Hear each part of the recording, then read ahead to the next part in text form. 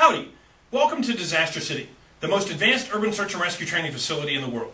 Thank you for volunteering to help us today with our training here in Disaster City. We hope that your experience today is interesting and rewarding. It's because of dedicated volunteers such as yourself that Texas Task Force 1 is prepared to respond to natural disasters and terrorist incidents, anywhere in the state or nation. The donation of your time and energy today in Disaster City will directly help prepare and train Task Force personnel for the next disaster. Let's go over some important safety procedures to observe while you're in Disaster City. Everyone must be wearing the proper attire to volunteer in Disaster City. To volunteer, you must have on long pants, long-sleeve shirts, and closed-toed shoes, such as tennis shoes or boots. For safety reasons, we cannot allow you in Disaster City if you're not wearing these items. Shorts or sweatpants, short-sleeve shirts, and sandals are not allowed in Disaster City. Everyone will be issued a helmet, safety glasses, and gloves. Wear these at all times when in Disaster City for your own protection. Disaster City can be a dangerous place. Make sure to ratchet the helmet so they fit snugly upon your head. You will be assigned a squad officer for accountability. The squad officer is a volunteer just like you, and they are responsible to check on you for water and bathroom breaks and help answer any questions you may have. Make sure this person knows where you are at all times, and check out with them at the end of the day. Be sure to drink bottled water that is located in coolers throughout Disaster City. It's easy to dehydrate in Disaster City. Bathrooms are located next to Building 119. Let your squad officer know when you need to go take a bathroom break. If it's cold outside, make sure to get a sleeping bag to sit on. The concrete can get really cold when sitting or laying on it. When walking on the rubble, don't have anything in your hands and use 3 points of contact when possible. 3 points of contact means that 2 feet and 1 hand is used at all times to steady yourself.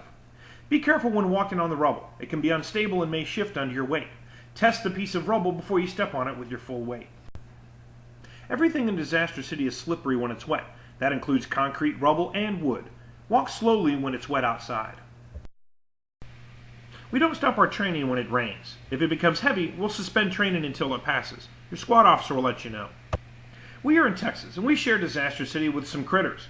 Be sure to watch where you place your hands, and look around before you stand or sit in an area. Disaster City has poison ivy, poison oak, fire ants, scorpions, hornets, bees, and the occasional snake. It's best not to touch these things. Leave them alone, and they'll leave you alone.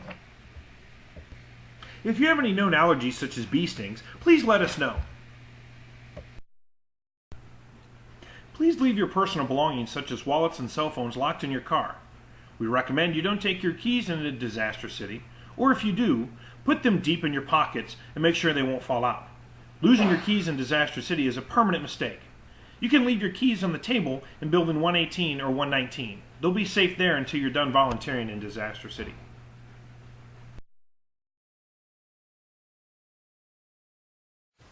We've instituted a volunteer recognition program. After every shift in Disaster City, you'll receive a certificate of appreciation, suitable for framing.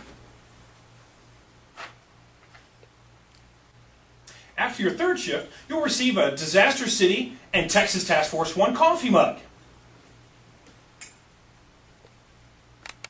After your sixth shift, you'll receive a Disaster City Volunteer Program t-shirt.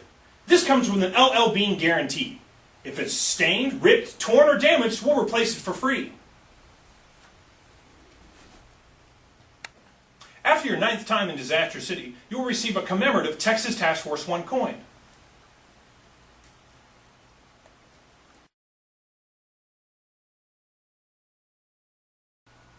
Be sure to ask questions if you're not sure what to do. At any time you feel unsafe in Disaster City, you can tell your squad officer or task force member, "Time out." That lets them know that you have a question or are unsure about something.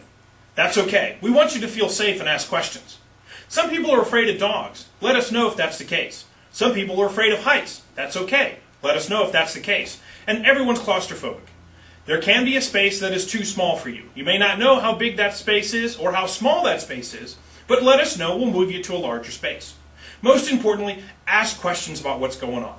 It's important to us that you have a good time and you get to learn something about emergency response.